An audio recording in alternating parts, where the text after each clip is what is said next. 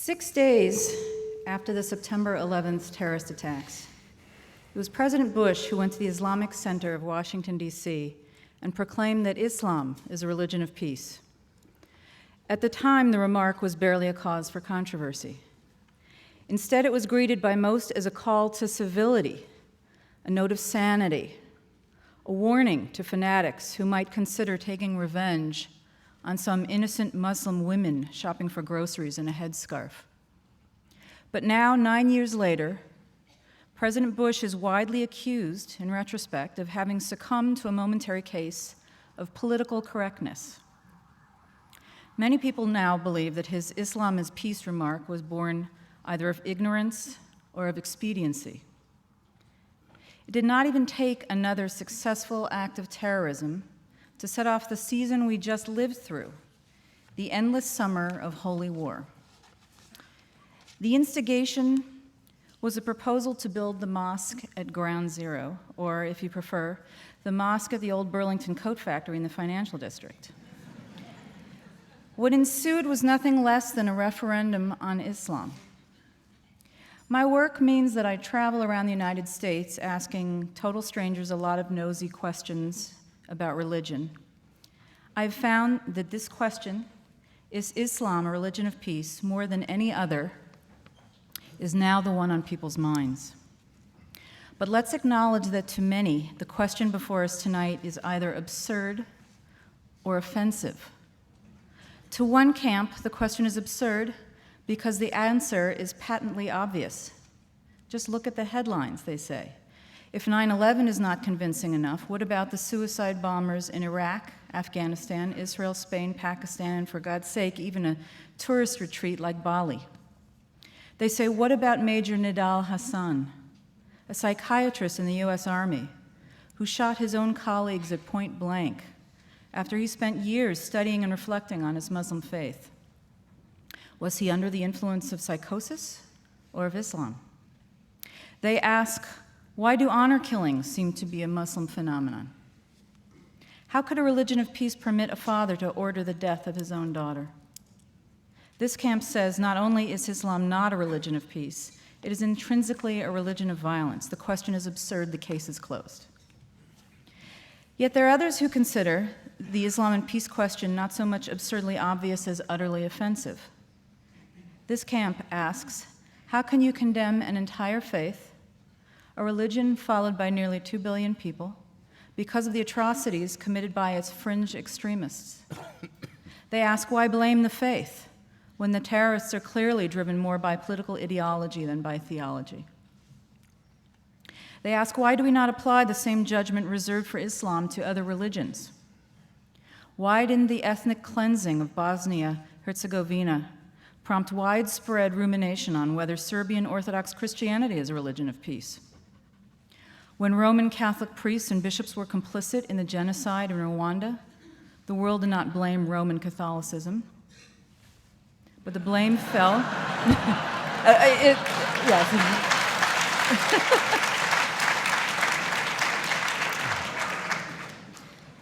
God is not great. But for most, except for your wide readership, the blame fell on a few rogue clerics. Wrong. Why do we make such fine distinctions when it comes to religions, other religions, but not with Islam? This camp asks, isn't the Old Testament laced with calls to violence as explicit as those in the Quran? Why do we explain away the warlike verses in Deuteronomy and Leviticus as a product of their time and culture when we do not excuse the sword verses in the Quran? Whether you think the question before us tonight is absurd or offensive, no matter which camp you're in or neither, or whether you think it's appropriate, I'm hoping that what we accomplish tonight is to cause every one of you at least one disconcerting moment in which the preconception you arrived with is shattered. So our format tonight will allow Mr. Hitchens and Mr. Ramadan each 10-minute opening statements, followed by a brief rebuttal. And we'll have a longer period for discussion, and then open it up for questions. I hope you'll have some good ones. I have no tolerance for any interruptions, though I don't expect that, but if we do, we have ways to handle them.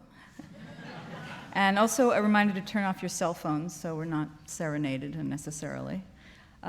So we agreed very congenially before we began that Mr. Hitchens would begin.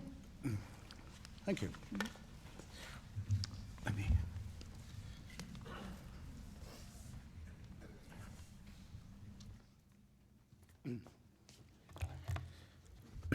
Assalamu alaikum. Shalom. Welcome back to the United States. Thank you, Laurie, for your introduction. Thank you very much, ladies and gentlemen, for coming. I have to be brief, so I'll be terse. Like a number of people who are students of religion, I've spent a lot of time lately, as you should if you have the opportunity, I recommend it very highly, with Professor Dermot McCulloch's History of Christianity. Marvelous work of scholarship and literature, written by a mainstream believer, extraordinarily broad and deep, in which he ponders one very important question, the only one I've got time for now. What happened to the word Christendom? Remember, there used to be such a term. It used to extend across the world, and the hope is that it would extend even further. And it was unironically used to mean those areas of human civilization, and areas yet to be civilized, of course, where the word of Jesus Christ reigned or would reign. And it's all gone. The word is never used except historically or sarcastically now. And McCulloch doesn't say it ended because of the Crusades, though he could. It didn't. Crusades didn't kill it. Not because of slavery, mandated by Christianity. That didn't kill it either. Nor the mass murder of colonial subjects in the yet-to-be Christianized world. That wasn't sufficient. It didn't really end, he said, till 1914, when all the Christian empires of the world, Austria-Hungary, Germany, France, Britain, France is a slight exception to this, but only a slight one, and Russia, all of them commanded by Christian emperors, and calling upon their subjects as Christians, went to war with each other and very nearly destroyed the whole human civilization, and certainly reduced it to a point where we can't guess where we might be if it hadn't been for this extraordinary outbreak of barbarism. And out of that came the terrors of fascism and of Stalinism, of which it was the seedbed as well. I mention this partly because I want to maintain that there's no such thing as a religion of peace by definition. And second, to point out, and that its best historian has to admit something that if I was a Christian would make me humiliated. But because there was another empire involved in that war, the Ottoman Empire, which also came to an end, its other name was the Caliphate, the Muslim Caliphate. It went to war on the side of German and Austrian imperialism and Hungarian imperialism, and it lost not just the war, having proclaimed a worldwide jihad against Christianity, except for German and Austrian and Hungarian Christianity, which were its allies. And it didn't just lose the war, but by 1924 had been dissolved by the Turkish leadership, by Ataturk. It lost the Caliphate. And that's the only one that still has supporters. The other Christian and religious empires have all gone. But the Caliphate still has fans, not just in the Muslim world, sometimes referred to by Muslims as the Dar al-Islam, the House of Islam, but also in what some Muslims call the Dar al-Harb, the House of War, the part of the world that isn't yet Muslim. There are Caliphate clubs in London now and Berlin and elsewhere, quite important ones. And what I want to know is why that is and what we should think about it. Believers in this fantasy have, Laurie's spared me the need to say much of this, have committed extraordinary atrocities in Istanbul, in Madrid, in India, in the Philippines, in Indonesia, and of course in our own fair city. And the pretexts for it vary. They can be, the excuse for the mass murder can be that Australia has helped East Timor become independent from Indonesia. They can be that Newsweek has printed a false story about the desecration of a supposedly holy book. You never know what it's going to be next. But everyone knows to be careful about it, and everyone understands that the threat of violence that backs it is believable. And that's my opening position. Now you will say, I can hear it already being said, you may be saying it already to yourselves because the defense mechanisms kick in. And in any case, Laurie already said it for you. And I hope Professor Ramadan won't feel the need to say it again, but if he does, fair enough. You may say, that's not the real Islam. Those aren't real Muslims. Now, isn't that a fascinating objection? Is there anyone in this room, I exempt Professor Ramadan because it's his turn to speak next. Is there anyone in this room who would care to arbitrate that question? Who is to say, where is the authority that defines who is a true son of the prophet or true interpreter of his work? Part of the problem to begin with, and it's part of the problem because it is a religion, is that it's perfectly true to say we don't know who the true Muslims are.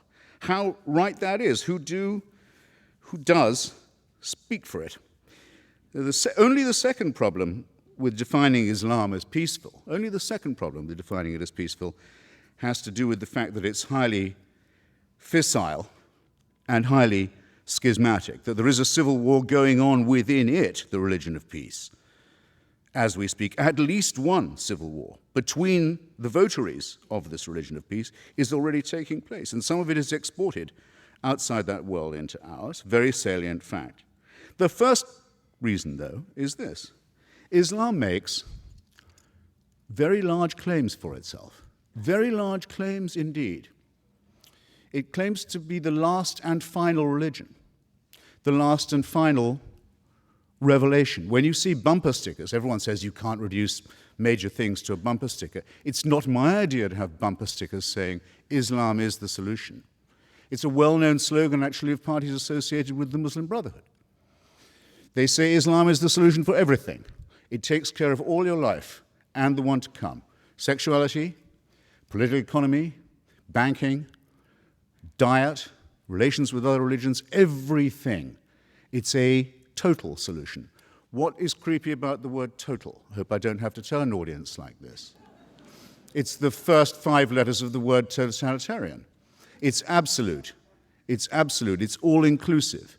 It's unanswerable. And oddly, for a religion that makes such large claims, notice another thing about Islam, it doesn't particularly like having these claims questioned or scrutinized. In other words, just as there is with all religions an inverse relationship between the claims they make and the evidence they can produce for them, you must have noticed that, with Islam, a younger religion, and perhaps therefore more in its first flush, there's an extraordinarily strong willingness to say that any challenge to its absolutist claims is by definition profane. And profanity and blasphemy can be the antecedent to very severe punishment, and often are, for Muslims and for non-Muslims. And this is not a road of peace in my submission. Thus my first point completed. The claim to govern everything from hygiene to sex and the afterlife, which contains detailed prescriptions for the good and bad versions of itself, again strikes me as somewhat totalitarian, and they're both based upon 2 very, very questionable and not very peaceful concepts. One is the idea of a perfect human being, the Prophet Muhammad, and the other is the idea of a perfect book, the Quran, the recitation. Now, the category perfect human primate or mammal and the category flawless book that could possibly not use any kind of change, revision, or editing are categories that do not exist. There are no members of these categories. Therefore, any challenge to this faith is bound to lead to heresy and to schism, and does. And just as all forms of absolutism and totalitarianism, leader worship and revealed truth, unalterable text, always do, because they can break, perhaps, but they cannot bend. And thus the latent potential of violence between them, among them, as well as within them, is very great. And at any moment, someone is in danger of being accused of being an apostate or an unbeliever. This week, the Coptic Pope of Egypt, Pope Shenouda, who represents 10 million Egyptians, was hustled onto Egyptian TV. He's not asked on all that often. I don't think he was even asked on this time. I think he was told he'd better come on. Why is the leader of Egypt's huge Christian minority suddenly compelled to make a TV appearance? Because one of his bishops had said in an interview that he thought that some of the verses of the Quran showed signs of having been added later on and to have been later accretion. And Pope Shenouda was forced onto the television to say, it's not that that didn't happen, it's it couldn't have happened. It shouldn't even be discussed. So that it has to be claimed even by non-Muslim subjects of a Muslim state that there is, after all, because no Christian claims this about the Bible anymore, no Jew claims it about the Pentateuch. After all, yes, there is just one book that's completely word and letter perfect from the first time it was not even written down, but recited. Now, demands that you believe the impossible do not lead to peaceful outcomes. Nor do they lead to peaceful or tolerant regimes. And I'm not going to ask you which Muslim country you would like to live in. I don't know whether Professor Ramana will tell us which one he would pick if he had to, because I don't have to ask you a question like that, because it's already in your mind. Can you wind up now? Yes, I can. I can, yes, and will. Shall, in fact. Sexual repression doesn't lead to peace. The idea that women are inferior to men is a profound cause of unease, let's say the least of it. All religions make some form of this claim. Islam seems to make it less apologetically than most. Claims that the world will come to an end in an apocalyptic form, which will lead to the victory of one religion or another, are not peaceful either. It's possible, perhaps, I haven't exhausted all my remarks, that the endless teaching of battle stories to children and the stories of lethal feuds from 7th century Arabia don't lead to peace, or the forcing of children to memorize and retell such stories by rote doesn't lead to peace either. It's arguable that peace isn't attainable at all. It may be arguable in some forms, and sometimes in places that religion isn't even desirable. But it will not come by the fanatical adoption of a man-made text and a man-made supreme leader. Nothing but war and tyranny has ever come from the adoption of formulae like these. The only way to moral and intellectual satisfaction, even temporary, perhaps only temporary, but of any kind at all, comes to those who are willing to take the great risk of thinking for themselves at all hazards and trying to share the benefits of that tolerance and that open-mindedness with others. And with that, for now, I'll rest my case. Thank you very much.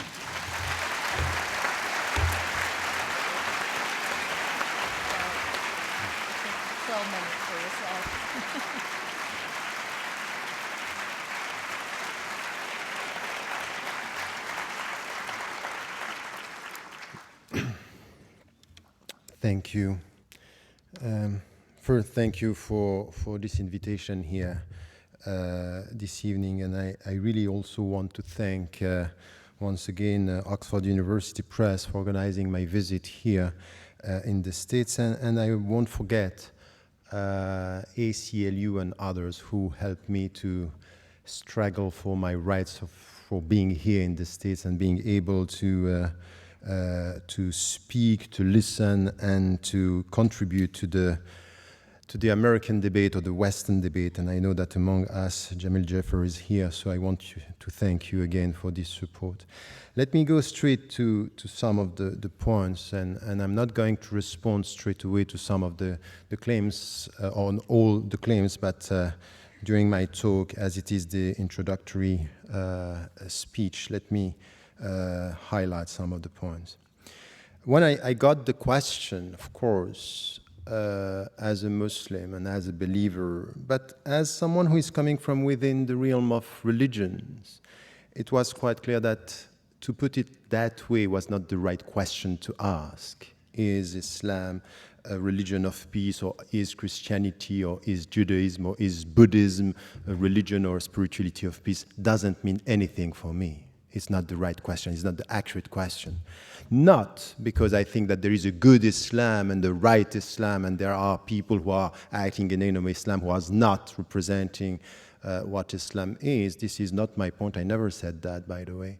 But the point for me is really to try to deal with a phenomenon, with religion from within, and to try to understand the dynamics and to understand the trends and to understand the diversity. So just to essentialize one religion by saying it's all about war, it's all about peace, and even, said by George W. Bush, doesn't mean anything for me.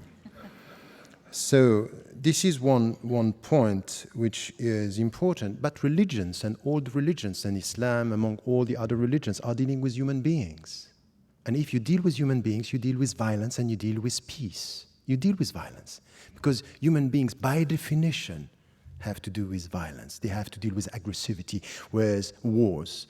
And to expect from a religion not to tackle the issue is just to dream of something which is not going to happen. All the spirituality, go for Buddhism or go for the Bhagavad Gita, you deal with violence. So this is it. Now, what is the answer coming from religions and from trends when it comes to violence and to peace? This is the right question for me. Do we have something which is coming and helping us to go towards peace? This is, for me, the right question. So now, once again, when I have people speaking from outside, and it's especially the case these days when it comes to Islam, is we speak about Islam and we speak about, something which is a religion that is perceived through one window or through one interpretation, and we very often take what is visible through the media. But Islam is as complex as Christianity and Judaism and Buddhism and Hinduism. It's a diversity of interpretations. Yes, you are right. The Quran is for the Muslims the very word of God. But many interpretations and many ways of dealing with the books. The problem is not the book, the problem is the reader. Is the way, no, we have only 10 minutes. So, this is why when, for example, you take a text, and you can do this with the Bible, with the Torah, the Gospels, it's always the same. Tell me the way you read, I will know what is in your mind, but not for sure what is in the text. And this is something which is the starting point of a serious discussion in theology. Because I don't like all these intellectuals and philosophers and even journalists. They are very keen on understanding the complexity of philosophies and the simplicity of religions. That's not right. And the one to blame sometimes are the religious people themselves, because the way they present their religion is something which is all of dream and hopes and not dealing with the reality, which is a complex reality. And this is where I think we have to come to a better understanding. So very often when I deal with such topics, I just have to start with the very beginning. We want to deal with the religion, let us speak about religious issues and religious understanding, not to avoid the starting to just to come to newspapers and headlines. It's not going to help us to understand religion just to go for what is happening in the world. Let us also understand the fundamentals and then come to some of the translation, the historical experiences. Because as much as you can speak about September 11, you can speak about the 16th century under the empire, the Ottoman Empire, which was a great civilization with a diversity, Christians and Jews and even non-believers working and living together. We are always speaking about Andalusia. But we can prove everything with history if we don't get a sense of what are the principles we are talking about. So, for example, coming from a religious viewpoint, I wouldn't say Islam is the religion of peace. I say Islam is a religion for human beings. It deals with peace and it deals with violence. And it helps the people to go from violence towards peace. It's a way towards peace, but it's not a peaceful reality, because we are not peaceful beings. We are all in tension. just to get that inner peace in us, and this is the starting point of the Islamic philosophy of human being, is really to start with your own self. Look at your heart and tell me if you are at peace or you were at peace. Peace is a process through which you have, it's a process that you get at the end of a self-education. Educate yourself to get this inner peace. This is coming from the universal message of all the religions. You get this in Buddhism, before even speaking, or not even speaking about one God, but you get it in Judaism, you get it in Christianity. Educate yourself to get that peace. So you have to deal with your inner wars and tensions. So this is the way we have to deal with the issue about peace. And the starting point is spirituality. Why? Because at the end of the day, it's really something which is important. And this is the difference that you can find between Islam and the Greek tradition. If you come back to Socrates, Socrates was saying your body in itself is bad. And this is why you have the soul helping you to educate your body and to master your body. In Islam, there is nothing like that. Your body is not bad, is not good, and your soul is not bad, is not good. It depends on what you are going to make out of it. It's your responsibility because you are free. Your dignity is in your freedom, and you have to use your freedom to make it bad or to make it good. Take the good decision for your body, that's good. Make the bad decision, that's bad. So it's all a question of educating yourself with your own body. And it's exactly the same when it comes to the understanding of the world. So this way towards peace, it's based on education. It's based on a spiritual way of dealing with yourself. And you know what is the meaning of that? The very essence of what I'm trying to translate now is jihad. So this is something which is coming from the classical tradition. And once again, the classical tradition is helping us understand jihad is resist the bad to promote the good. And the bad is in yourself first. And then you will try to get the good. And to get the good is this inner peace. So jihad is not the way towards war, it's the way towards peace. Because you have, as a human being, intrinsically to deal with your inner wars and inner tensions. It's exactly the same in the world, that what we have to do, you will find something which is the will of God. What is the will of God? Diversity. He made you tribes and nations in order for you to know each other. But you know the risk of diversity? It could be lots of knowledge and potential wars. So you have to educate yourself to live with others and with this diversity to know each other. So you can look at Islam saying, you know what Islam claims? It's the last and final religion. It's not enough to end with this sentence. The most important thing is what Islam is saying about the other religions. That you have to remove them from the earth? No. He made you tribes and nations in order for you to know each other. So respect the Christians, respect the Jews, respect the people who were before you. So it's a call towards respect that you find also in the texts. So yes, you will have Muslims. They will take one dimension and interpret this as it is the final religion, we are not going to deal with all the others. But you cannot deny the fact that through history, Muslims, in many situations, in many historical situations, were dealing with this diversity, and we learned from the Middle Ages, and we learned from the Ottoman Empire that Muslims are able to deal with diversity and take from the Jewish tradition. Maimonides was speaking Arabic better than me. He was a Jew, and he was an intellectual, and he was a theologian, and he was dealing with respectful people. So all these Muslims were wrong Muslims because they didn't understand that the final religion should not listen to the first monotheistic tradition? That's not true. You cannot reduce this in such a way. It's too simplistic to represent what a religion is and what a history and a historical experience is. So this is for me something which has to do with the diversity that we have, that it's rooted in the Islamic tradition as well, in the classical tradition that we find it. So when you deal with diversity, know that you need to promote, and it's out of your personal education, mutual knowledge to get respect. But you also have to deal sometimes with oppressors and people who are going to try to take over, and you have to resist.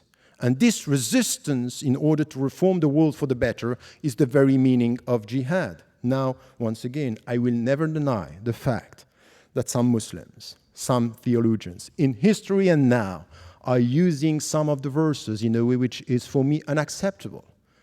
And you know, I go even further than that. Just after September 11, when I was invited by Time, I came here and I was asked about this. I said, you know what? It's not only not good and not Islamic, it's anti-Islamic what they are doing.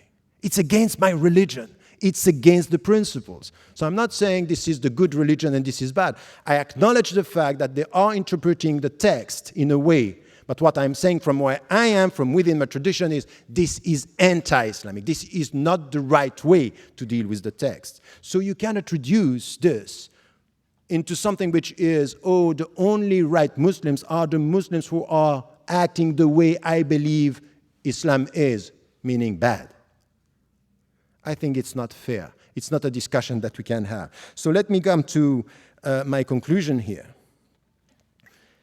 At the end of the day, if you go through the text and you understand the philosophy of this way towards peace, dealing with your own wars and inner tensions and the tensions within the society, you will find interpretations within Islam that are promoting something which has to do with peace without avoiding violence, because we all have to deal with our violence. This is something which is important, and in history you will find the examples for this and for that. So don't rely on history. With history you prove whatever you want. But at the end of the day, this is exactly the case for all the philosophies. All the people who are promoting human rights, we all have to do something which is out of humility to check our people. Because with the best means, you can promote the bad or the worst attitude. In the name of human rights, we want to kill people. In the name of human rights, we can promote and support the war in Iraq and Afghanistan, where so many innocent people have been killed. And I said it from the very beginning, never forget that the blood of an Afghani or Iraqi innocent man or woman is as valuable as the blood of an American innocent man and woman. No discussion about this. So the best ideology in the name of human rights, in the name of democracy, could be used by people to promote the worst. So let us be humble, instead of criticizing one religion and one ideology, to know that in our universe of reference, you will find people using our texts, our values, sometimes for the good, and sometimes for the bad, sometimes for peace and sometimes for war, sometimes for dignity and sometimes for money, sometimes for protecting freedom and sometimes for geostrategic interests.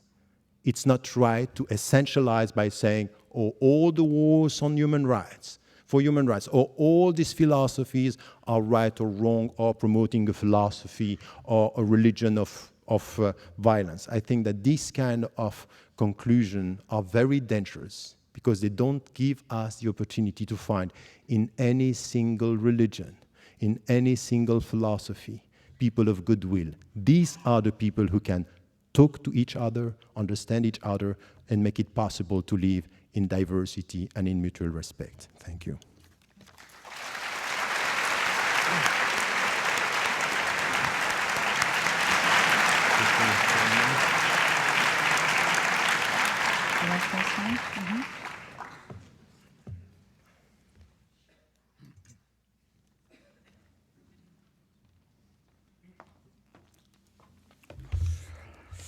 Well, I also don't think that the motion, if that's what it is, chosen for this evening, is a particularly good one.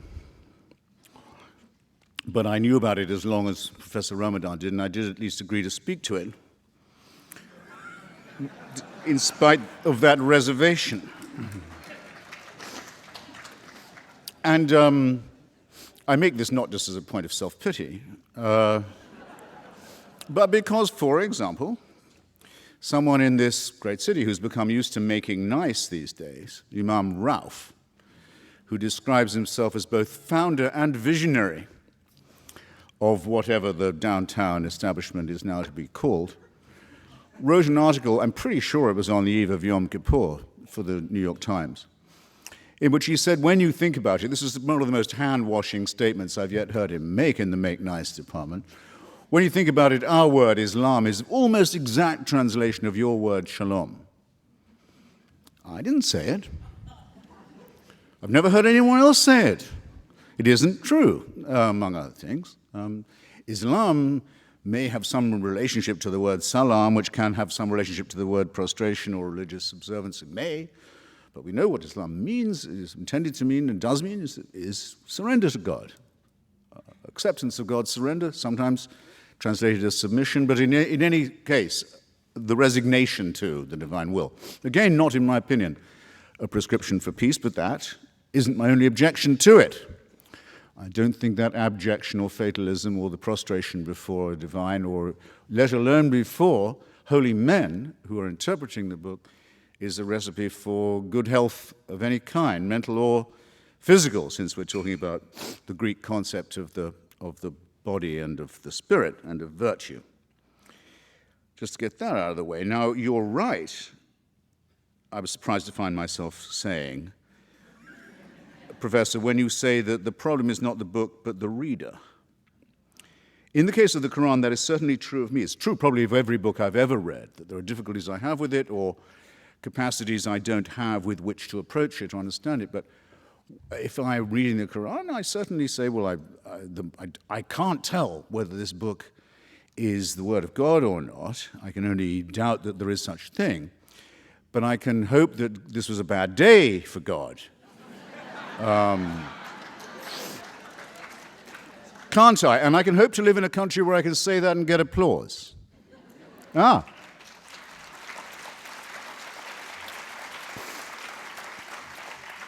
Yes, and even mirth. And don't think that it isn't a precious thing, and don't think it's being compromised. I'm coming to that. I don't like the idea of a paradise reward for martyrs.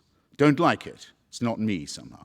Don't like the account. Don't like the early accounts of village squabbles with the local Jews who've taken a look at the new claimant to be the Messiah and decided about him what they decided about the previous claimant.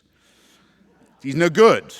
He's not up to snuff. Do you think the Jews are ever going to be forgiven for that, by the way? For rejecting 2 in a row? I don't think so. And I don't see why they should hope for forgiveness either. And still I'm allowed to stand here and say this, and there are many parts of Europe I couldn't do that anymore, or I'd have to be very careful in who I'd invited for the audience. I couldn't do it easily on the air, couldn't do it easily in print, couldn't do it easily in public, couldn't do it on certain campuses, couldn't do it with certain publishing houses. Now, all of this has been done to us by the wrong Muslims. Well, let's get together then, isolate who these wrong Muslims are, who've imposed a culture of violence-backed censorship upon us, and let's get rid of them and have an honest discussion about the text and the reader. And I think the ball is in your court, Professor, on that. Just to stay with my own profession, the thing I know best. Not one major media outlet, print or broadcast, has yet shown you what the Danish cartoons actually look like. Yale University Press, which commissioned a book on them which was to include the cartoons, as how could it not, eventually panicked. Yale University Press panicked and published the book without the cartoons over the objections of its author. Everybody knows what I'm talking about. The President of the United States and the head of the Joint Chiefs a few days ago were so pulverized with fear that they had to address personally in pleading tones a Christian nutbag in Florida who might have been or might not have been about to commit a minor act of blasphemy. Is this the culture that Islam wants us to have in relation to it? One of, if you like, preemptive submission, preemptive cowering, backed by the fear of force? Because that is not multiculturalism. That's nothing like the gorgeous mosaic. That's actually the absolute negation of what a multicultural system would be like. And a multicultural system has to look rather askance, I think, on a religion whose preachers and websites openly make threats against people like myself, against the Jewish people, against the Hindus, who, for heaven's sake, aren't even monotheists, can be killed on almost any pretext, against, and a very important point, and I have to make it, and against the wrong kind of Muslim. Now, Professor, don't, I'll say this as mildly as I can, don't, you may not be aware that you were, and I'm certainly, I don't want to increase the area of unexpected offense-taking that's been so hugely broadened by the sensitivities of a religion that has the answer to everything. But I'll just say I don't greatly care to be told, as if I didn't know, that an Iraqi life is as precious as an American one.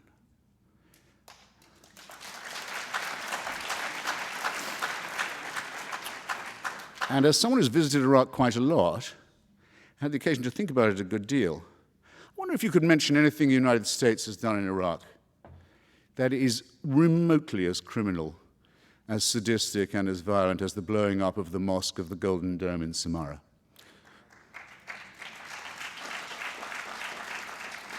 One of the holiest sites in the Muslim world, callously blown up by Sunni forces in alliance with forces who, perhaps I'd agree with them for once on this, were fascistic Baathists.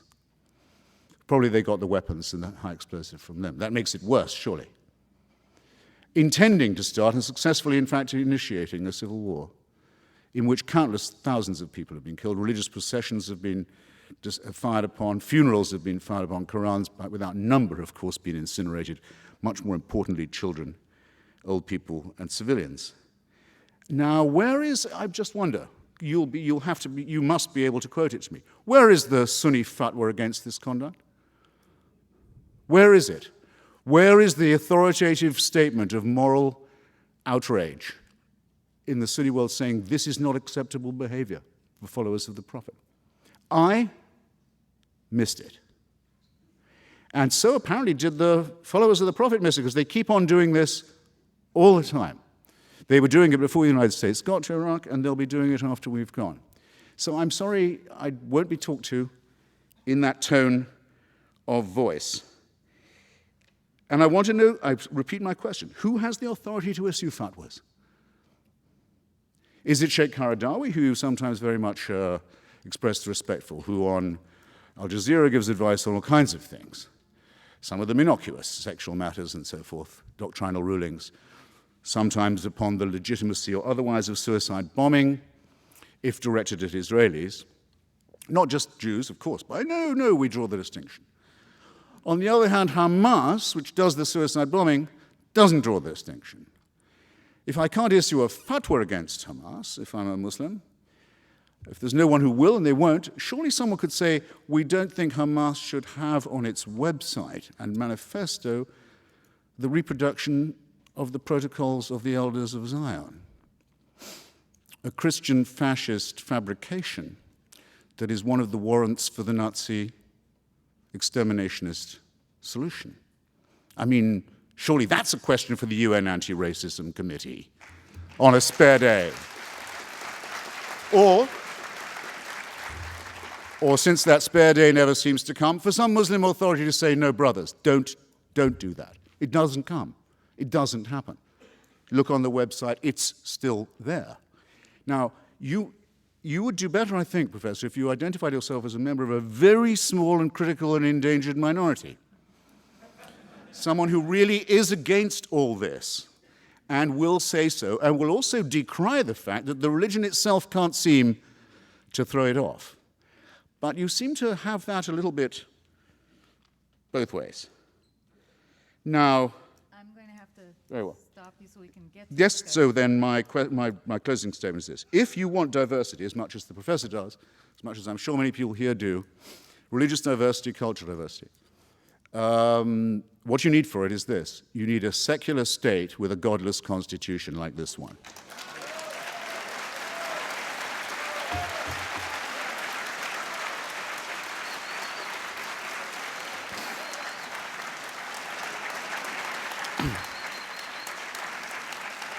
To speak as you did of the Ottoman Empire as a place where there were not just Muslims, but Christians and Jews, is either not to know yourself or to expect others to have forgotten or not to know what it meant to be a non-Muslim under the caliphate or under any similar theocratic Muslim authority to this day. No, what we need, secularism is the only guarantee of religious freedom, and yours and that of every other Muslim we will defend. But you won't be surprised that we have some questions for you in the meanwhile. Thank you.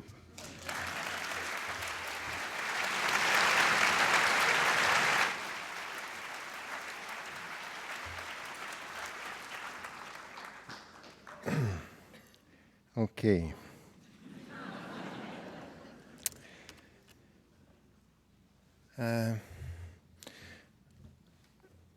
You laughed a lot, make laugh the people. And I have a problem with, we are talking about people who are being killed, talking about people about wars, that's fine. I have a problem with the way you are putting things here. First, when you said the first remark, say, okay, you know what, total, these are the first letters of totalitarianism, because Islam is a comprehensive religion, by the way, exactly like Judaism and Christianity. I never met a rabbi, a Christian, telling me you are with God on Saturday and with the devil on Monday, what is that? But in Islam, it's as if it's all together. It's a very simplistic way of dealing with Islam. It's a comprehensive religion, but there are rights of God and rights of people, and you have to differentiate, and it's very old. Come back to Alain de Libera, the French philosopher, telling you, you know what, separating authority between what is to God and what is to human being, it's coming from Islam. And this was taught and translated into Christianity in the Middle Ages, exactly the opposite of what we think. You may disagree, but at least acknowledge the fact that there are many interpretations in history that say Islam is this totalitarian. What's that? These are the first letters of autocratic. It's not an argument. It's not serious. And as I said, yes, we are talking about reading. And by the way, it's for all the texts. It's the same for the Marxists. You know quite well about the Marxist tradition. And you know what some Marxists did with the text? It means that everything that Marx wrote was bad? No. Once again, it's a serious matter here. When we are talking about interpretations, I mean it. I mean that, yes, there are people using the text in a way which is not, and you have historically to acknowledge the fact that you yourself might have read some of the text, not in the good way. So this is the second point. About now, the cartoons and some of the things that you were referring to.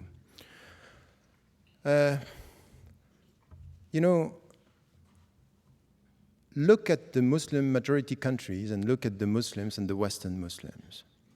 And if you look at the reaction of the Muslims living in the States or living in Europe, you cannot just say Islam was one that all the Muslims are reacting the same way. By the way, the very month of October when the whole story started, I was in Copenhagen and I said to the Muslims, take a critical distance and don't be involved in this. You don't like it, but let it be, because this is freedom. The point is that you are not making because you are reducing something which is, the cartoon was all about freedom of expression. You don't speak about the instrumentalization by politicians and governments in Muslim majority countries and even in the West about the whole story, because this is too complex to be put in. So many authorities, many scholars, and then you come with who are the Muslims who are able to speak. If you read some of the things that I'm doing or writing, you would say that, yes, I acknowledge the fact that there is a crisis of authority in Islam. But please, don't tell me today that you didn't hear the Muslim voices around the world criticizing and saying this is unacceptable to kill the people in the streets in New York, and the condemnation was widespread by the scholars. If you don't hear, of course, there's, not less than 12 councils of Muslim scholars around the world, from Amman to Istanbul to Paris, Dublin, were condemning this. It's as if they don't speak. Because at the end, when the people are calling to kill for killing, they are heard. But when people are condemning what is done in the name of the religion, it's as if they don't speak. It doesn't make the headlines. But I'm telling you that some scholars did it and said it, and I was one of them. And you know what is very interesting in the whole discussion? That when the people like what I'm saying, say, you know what he's saying is good, but he's alone. Minority, it's open, but he's alone. But when the people don't like what I say, you know why? He has huge followers. So depending on if you like or not what is said, you have followers or not. So I can tell you something, that the mainstream Muslim presence in the West, in many Muslim majority countries as well, acknowledge the fact that they are critical towards the use of the religion. Now, many Muslims, yes, would support, and I did this, and by the way, I was banned from this country mainly for that, are saying, for example, that the Palestinian resistance is legitimate. And I said that, and I repeat this here. But I also said that the means used to kill innocent civilians and innocent Jews in Israel, I cannot accept that. Have you heard that? I said it. So, and I am not alone. I'm not alone. So once again, it's many interpretations. Listen to this and also be respectful of this diversity and the way the Muslims are dealing with this. So the fatwa, the legal opinions, are coming from everywhere when you speak about some of the issues, because you know it's sensitive, so you put it in a very simplistic way. Women, violence, Hamas, and all this together, it gives the impression, oh yes, this is right. But you don't give the people all the interpretation, everything which is done in every one of these fields, coming from the Islamic tradition and scholars of today, trying to improve the status of women, trying to condemn violence and to promote justice and peace. You also have to deal with this. At the end, you may have a problem with religion much more than with Islam. And to tell me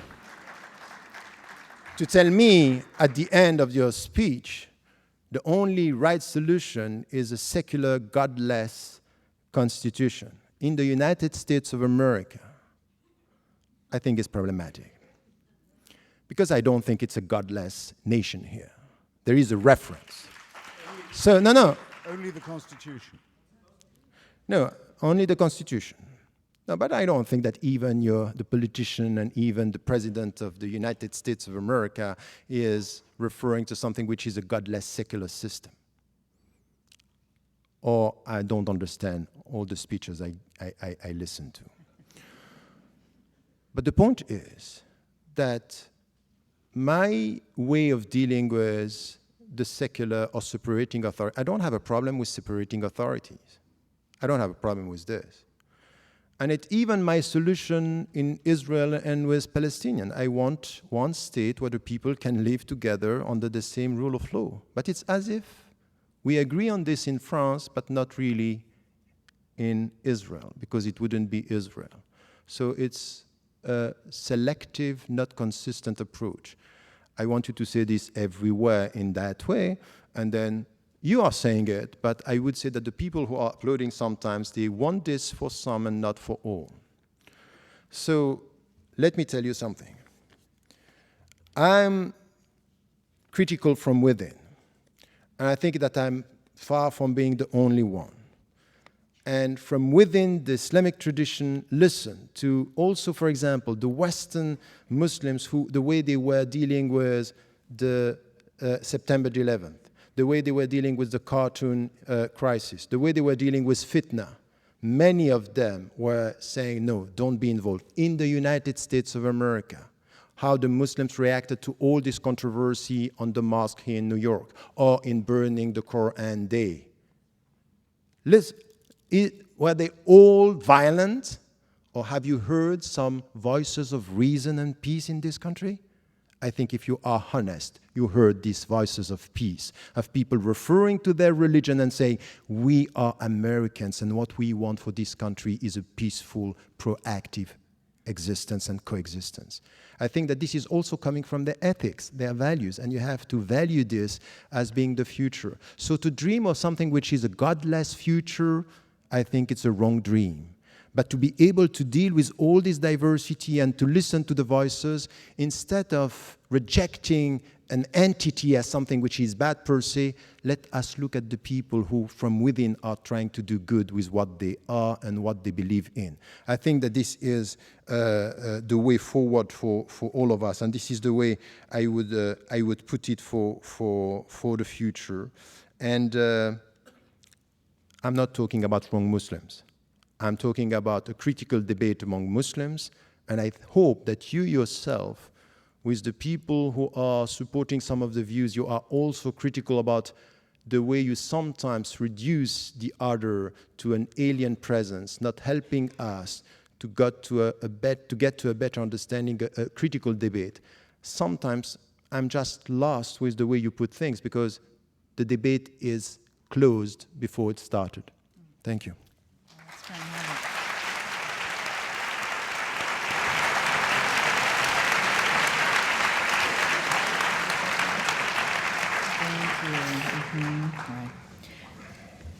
We're going to try to get to the core of some of what you raised, and then get to some questions. That ran long, but I think it was very fruitful. I want to distill something that came up here. Two important things. One is the question of authority in Islam. A scholar once told me that he thinks the problem with Islam is that every Tom, Dick, and Harry can give fatwa, and that there's no pope, there's no magisterium, and so in some ways what you have is leadership by whoever has the biggest audience. Now, right now, one of the most revered scholars is Yusuf al-Qaradawi, and he says he takes an opposite position from Professor Ramadan on the question of suicide attacks in Israel. He has a program with 40 million listeners, and he has a website. And he says that suicide attacks on Israeli citizens, even women and children, are acceptable because all of Israel is a militarized society and all citizens are combatants. So the question here is, he's got this very large audience, and since there is no arbitrating authority, there's no single authority, is not what Islam becomes whoever has the biggest audience, has the sway in what the faith is? I think that I think it's true. If we look at what is happening now in the Muslim majority countries as well as in the West, that there is something that we can call a crisis of authority. In the book Radical Reform, I'm tackling this from many viewpoints, and not only from political discussion. It's really even in our way to deal with sciences, human sciences, ethics, we have this problem. When you don't know how to manage diversity, it ends up with division and not knowing who is leading. And this is the way. We don't have a church, so we have diversity in Islam. So we have to know how to manage this, and it's problematic.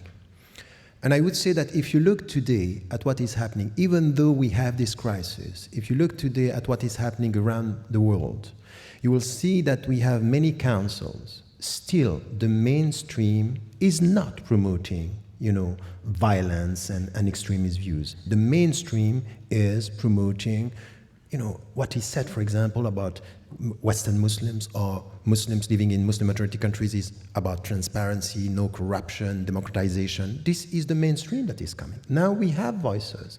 And you speak about Yusuf al-Qaradawi, and you were saying that I was one of supporters of him. I have one position in everyone and everybody I'm dealing with, in history, in the past, and as is in the present. I read what is said, and I try to be selective. So, for example, on that point, killing, I said no, I disagree. On identity, and when he once was very harsh with me saying, no, we have one identity and it's Islamic, I said, no, we have multiple identity. I'm Swiss by nationality, Egyptian by memory, Muslim by religion, European by culture. These are my identities. He didn't agree. So I talk to people, but I know that on this, for example, in Israel, I disagree with him, but you cannot reduce Yusuf al-Qaradawi in the world today to this position, because he had many other positions on women, on the society, on democracy. he is promoting something which is, he called democracy in the Muslim majority country, that you have to consider by saying, okay, on this we disagree, and on that we need to have a critical debate. You cannot just, because one position, we don't like one position, we remove the people from the landscape. No, they are part of the landscape and they are heard in the Muslim majority countries. So this is my position on that. Well, I'm certainly not going to criticize Islam for not having a pope. And in fact, it would be your vis-a-vis in this discussion was horribly in error in any case, in that Christianity never had only one pope, and still doesn't. I mean, there were several Catholic claimants to the papacy at different times, just among Roman Catholics, but today, I mentioned one of them, the Pope of the Coptic Christians based in Cairo. The Eastern Orthodox don't call their leader the Pope, they call him the Patriarch, but the Christian world is full of Pope types, usually anathematizing one another. The Pope is just the word that innocent Americans use for the man who claims to be the leader of the Roman Catholics. So I don't think it's possible, in fact, to have a moral authority within religion, because I think the two things are so sharply divorced. But this doesn't lead to just chaos, because, and it certainly doesn't lead to the dictatorship of minorities or extremists. I'll give you two examples quickly. In the case of the moral blackmail of Denmark that was backed up by a physical threat to destroy its economy and burn out its embassies across the world, well-coordinated attack of sabotage against a small European democracy. The organizing group was a thing called the OIC, the Organization of the Islamic Congress.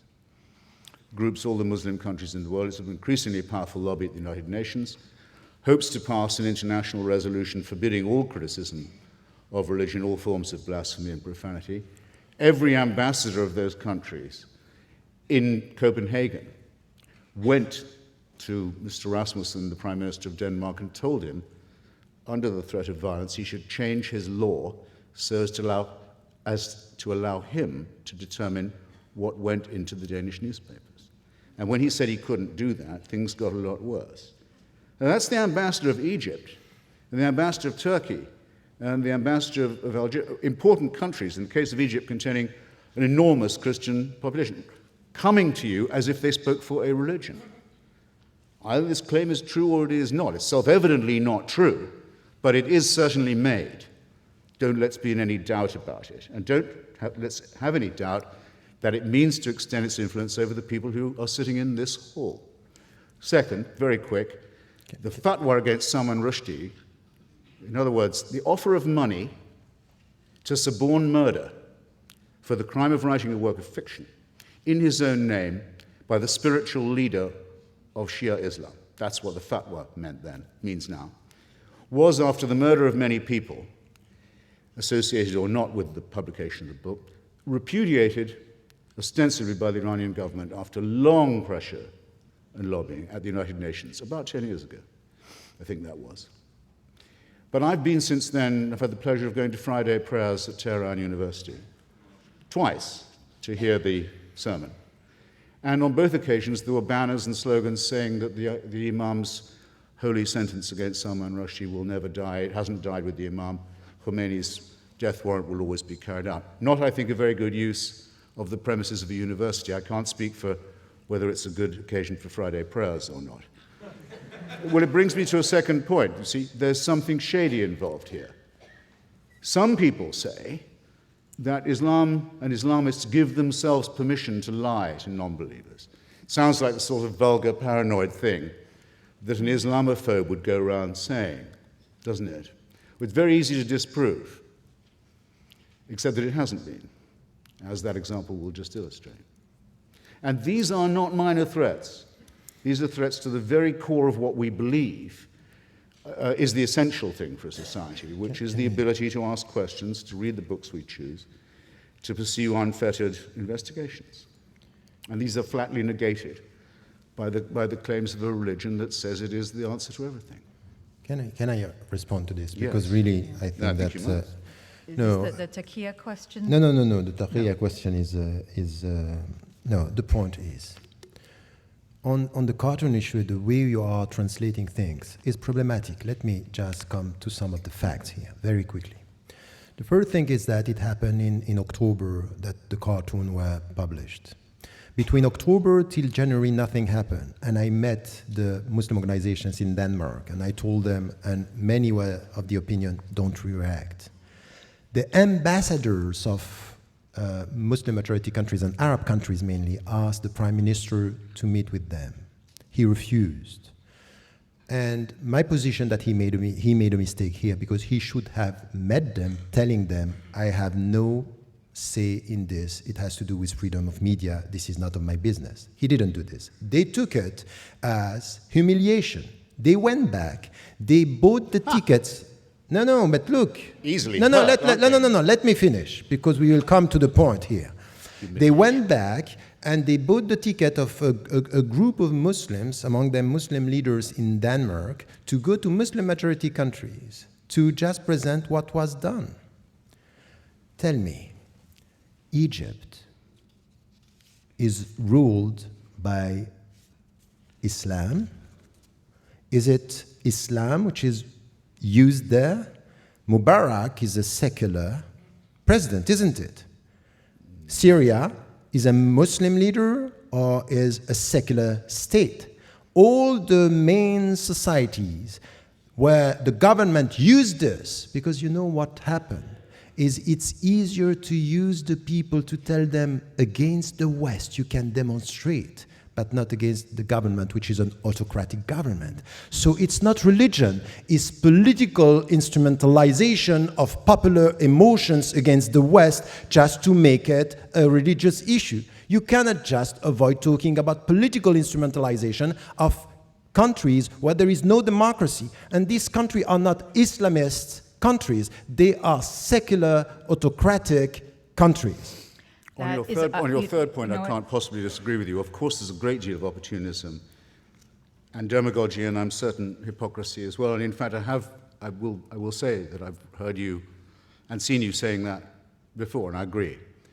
I don't think I would classify a country that hauls the Christian leader of its minority onto the TV to say, no, it's not possible, there could have been any exactly the same political instrumentalization. No, to give you a trivial example. Instrumentalization. No, I would not. Nor would I describe the Alawite regime. It's an Alawite sectarian regime, not a secular one, that is funded by Tehran and is the funder of the murder gang Hezbollah as secular either. No, don't insult me. Not that it really hurts me that much. I don't feel humiliated or anything. All right, no, we're going to take some whereas questions. Apparently the leader of a proud country like Egypt, when a demand he makes to interfere in the internal affairs of Denmark is not met, feels I'm sorry, just to end this discussion for me on my side is the only fact that you acknowledge that there is a political instrumentalization of religion and you say I'm right, that's enough for me. This is exactly what I mean. Good. Can we wind that one up? I actually think that... And earlier you were trying to tell me what Karl Marx said on the subject. Yeah. That's your job. Was that a valuable exchange? I think that was worth hearing out. But I know that there are people in the room and also listening in from the satellite sites who want to have some of their questions asked. And a few of them are along these lines, and they actually are aimed at you, Mr. Hitchens, because of your ringing endorsement, really, of a secular society and atheism. A question from Vail, Colorado. Do Jewish, Christian, or other religions have a greater claim on being religions of peace than Islam? I mean, is your beef really with Islam, or is it with all religion? Well, I'm sorry the comrade from Yale tuned in so late. I mean, late enough to miss the first 4 or 5 minutes of my 10-minute introduction, devoted to a close exegesis of Professor McCulloch's realization that Christianity had out-genocided and out-warred and out-crusaded itself, finally by 1914. If you care to pick up, I think you might be able to, and I'll sign it if you will, pick it up. My book, God is Not Great, you will find a discussion of the warrants for slavery, murder, genocide, and land theft that occur in the books of Moses, and that are an ineffaceable offense to any civilized person. and the reason why so many Jews are secular, at least one of the reasons. So again, I could go on, but I really feel I don't need to. Okay. A corollary question, maybe it's just something funny. Would atheism be a non-religion of peace? That came No. from somewhere here. No, there's something probably very slightly intolerant about atheism, at least so I hope. I might just say, though, because I really think Professor Ramadan misunderstood me. When I say the American Constitution is godless, I mean, I was quoting the title of a famous study of it by Professor Israel Kramnik. What I mean by that is to say, the US Constitution only mentions religion and God in its preambles when it means to say the ways in which they must be kept out of the public square. That happens to be a fact about our Constitution and the reason why we still have it. Otherwise, the Republic would have been destroyed long before. And that its First Amendment says that religion can be no business of the government, a statement no Muslim society could begin to make. Thank you.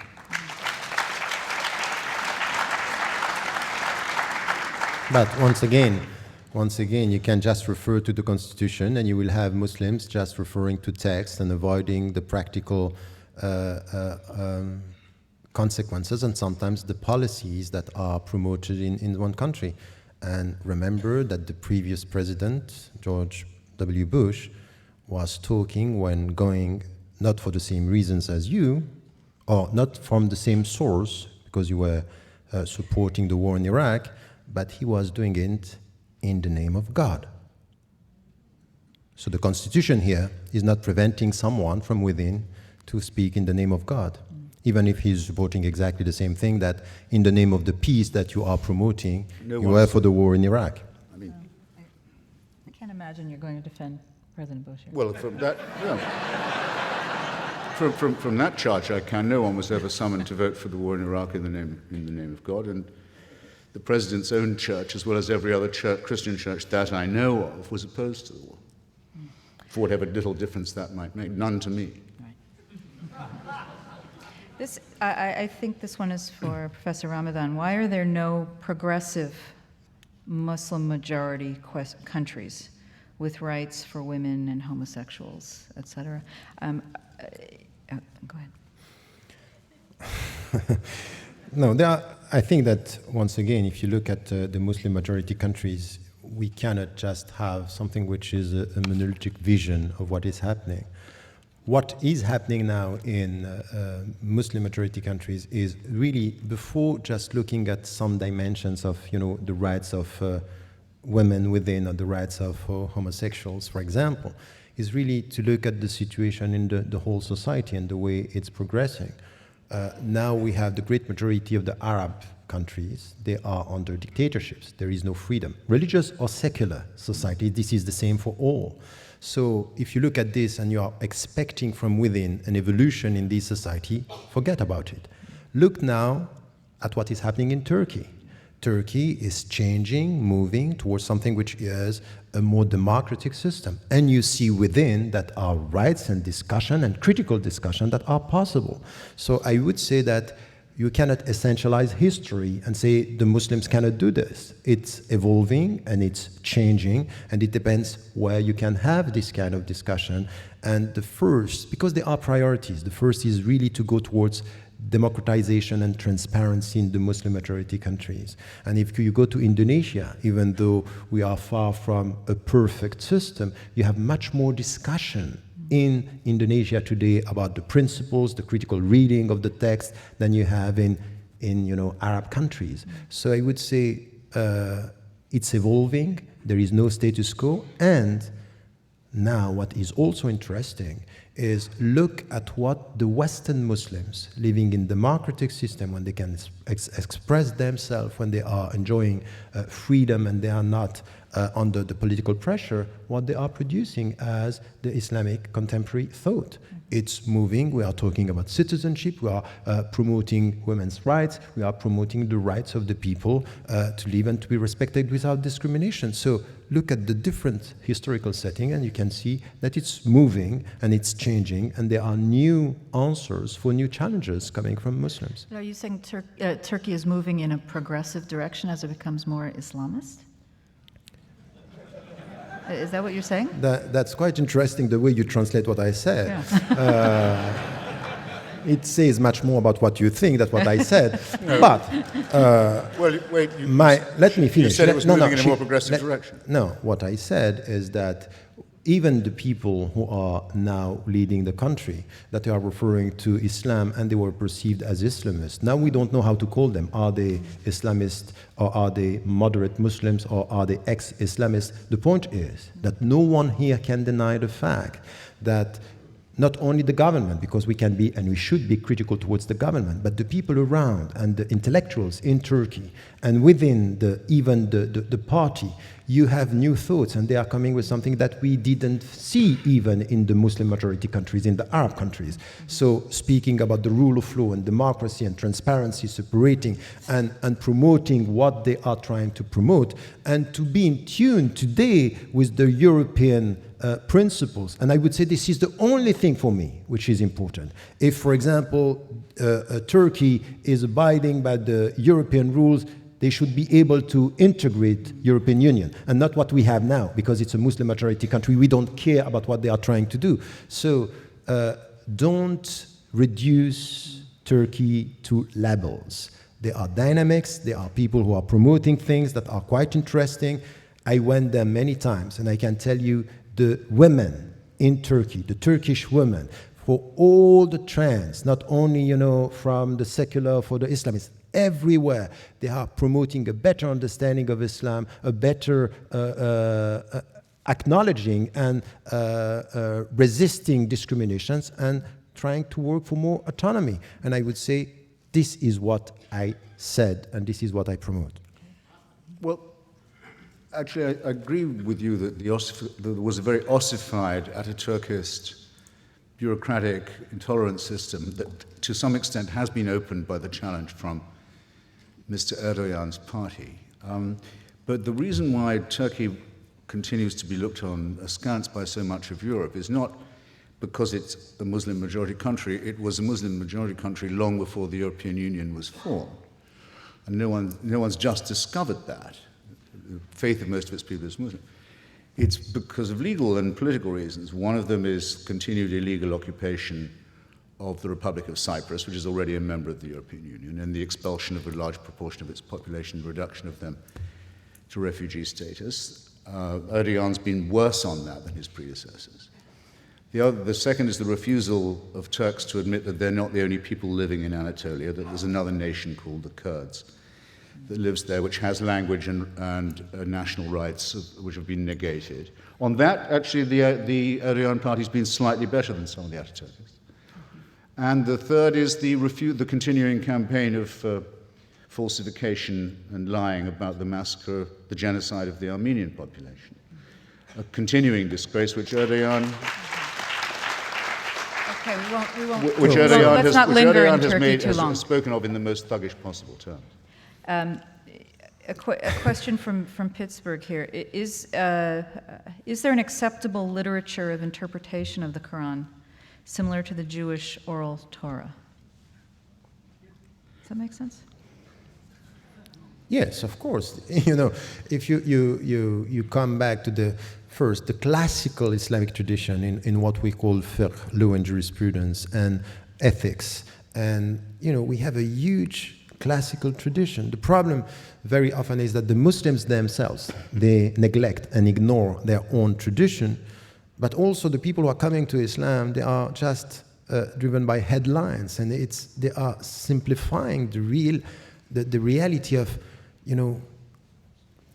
you can get a PhD in the States or anywhere in the West without having one notion of what is called Islamic philosophy. While the Islamic philosophers, the philosopher referring to Islam as much as Maimonides and so many, we only know Averroes because he's very close to us.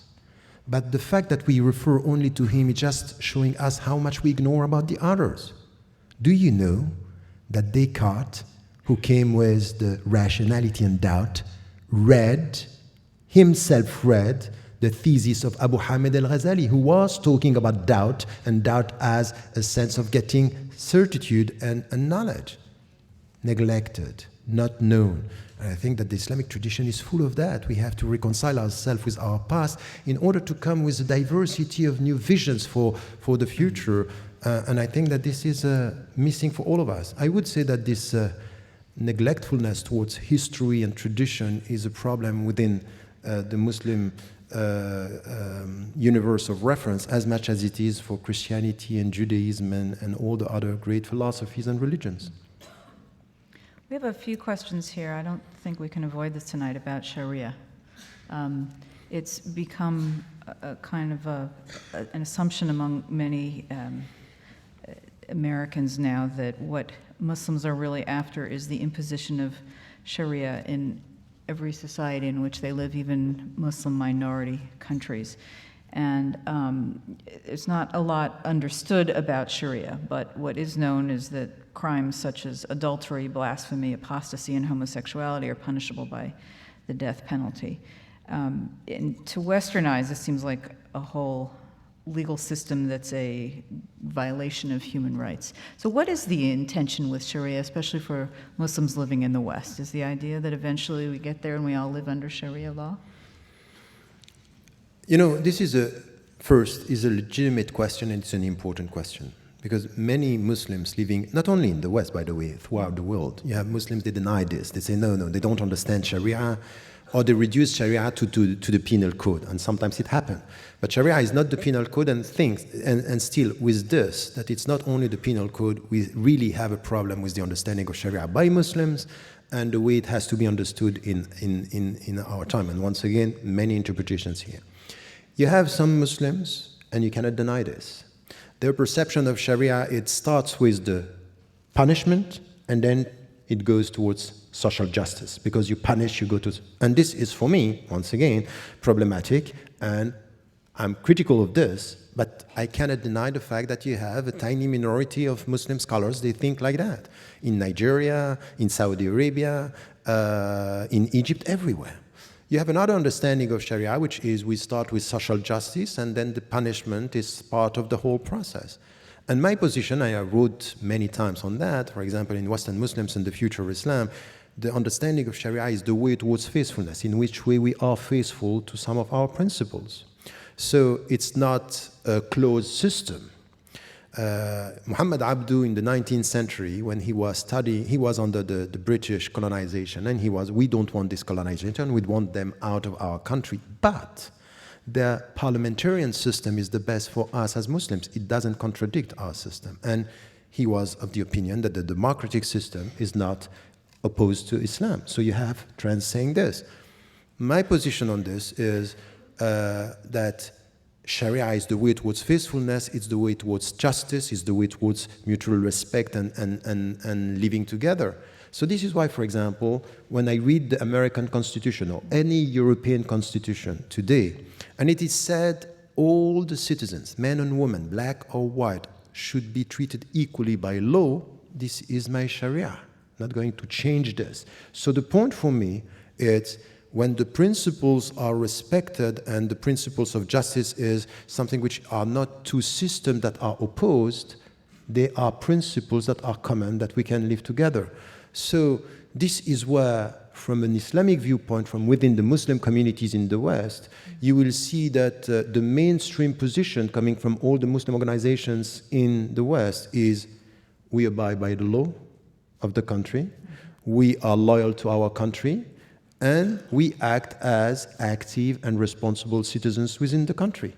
And the only thing that we can say today is look at the facts and the figures and not only the perceptions, because I was shocked at what I got as an image. I didn't think that this could happen in the States, what we had with the community center in New York by people saying Islamization of America. I saw this in Europe. I thought it was impossible to have it here.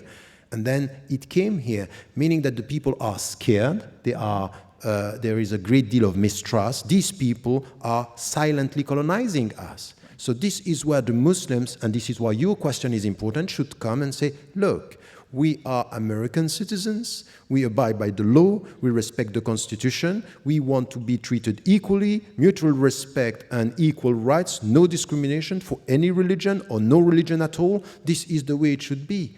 And if you look at facts and figures, millions of Western Muslims today are just abiding by the law, and they get the 3 L's that I'm talking about in the book. Is the first, they abide by the law. The second, they speak the language of the country, English as you speak English, or German or British, they speak the language, and they are loyal to the country, they want the best for their country. This is what it means to be a Western Muslims, or Western, or Muslim Europeans, or Muslim American, and I think that the Muslims should also speak out about what they want, but they also need to be heard when they say things like this, because I have been repeating this for 25 years. And after 25 years, what I get is, smart guy.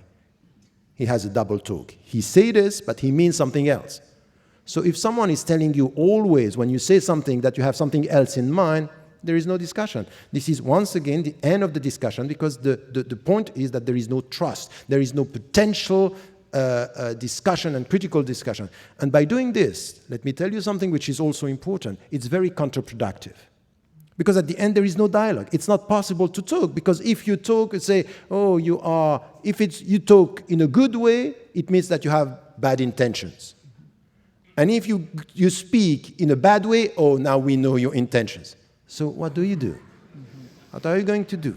Could we accept that as a closing statement from you and let Mr. Hitchmans make his? Oh, goodness. Because we've gone over? So That's fine. I think that's a fine closing statement. Thank you.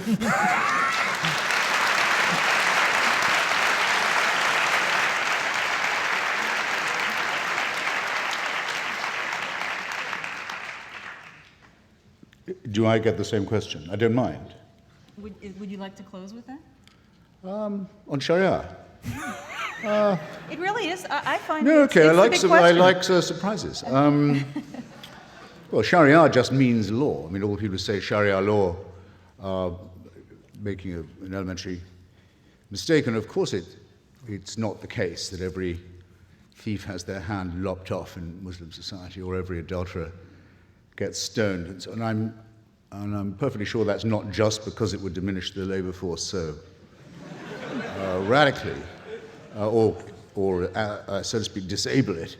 I think it's more because of something I've claimed to notice elsewhere, which is that religion is man-made. And so there are enormous discrepancies in how these things are promulgated and also how they are enforced. And most countries and societies come quite early and easily to the conclusion that their own religions are, in one form or another, not really practicable. After all, in Saudi Arabia, a woman can't even drive a car, whereas in Iran she can vote, not for much, but she can, as much as a man can, let's say. Her vote can be stolen and degraded as much as her husband's or her brother's. There's an infinite variation. I don't know. I can't shake what I saw once on the BBC from someone whose career in London I followed. I don't know if you know him. You wouldn't like him. A guy called Anjum Chowdhury. He's a very well-known noisemaker around London, complaining about secularism, Judaism, all this kind of thing. And he'd been in trouble with the law a few times, and was interviewed on the BBC, went on about how nothing would change until the green flag of Islam was flying over Downing Street and Buckingham Palace and so forth. And was asked, I thought quite mildly by the BBC interviewer, he said, well, if this is the way you feel about Sharia and about total Islamic rule, wouldn't you feel happier moving to a country where they already had it? And which is, a polite question, but a rather cheap one. But still. What didn't prepare me for the answer? Chowdhury looked straight at the guy and straight into camera and said, what makes you think this is your country? I thought it was a very good question. Now, why do you feel, I think I know partly why you feel, why do you feel it's necessary to affirm that? And of course a Muslim should learn the language, should obey the laws, should observe the customs and so on. Most immigrants don't feel they, so to speak, absolutely have to say that. The answer, I suspect, is that it's embarrassing to notice that in places like as far apart as Sweden and as Spain, there are groups of people who say their countries should be part of the caliphate and that that's why they've come here. And if it wasn't for those people, you wouldn't be in this position. So it seems to me that in order to be consistent, you should fear them and dislike them, find them morally and intellectually repulsive, at least as much as, if not more, than I do. And I don't say that you don't, but I do think that that is the urgent priority.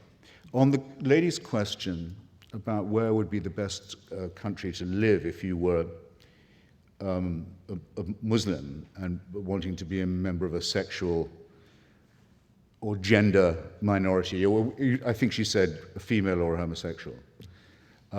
So hard to confuse. Actually, the easiest place for you to live in that case would probably be, I was thinking about it while Professor Ramadan was talking, would probably be, this will be my closing statement, would almost certainly be either Bosnia-Herzegovina or Kosovo.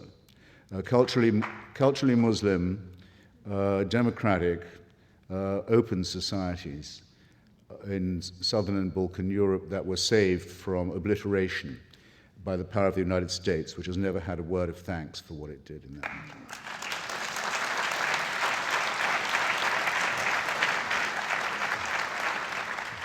And which remains a secular country with a godless constitution.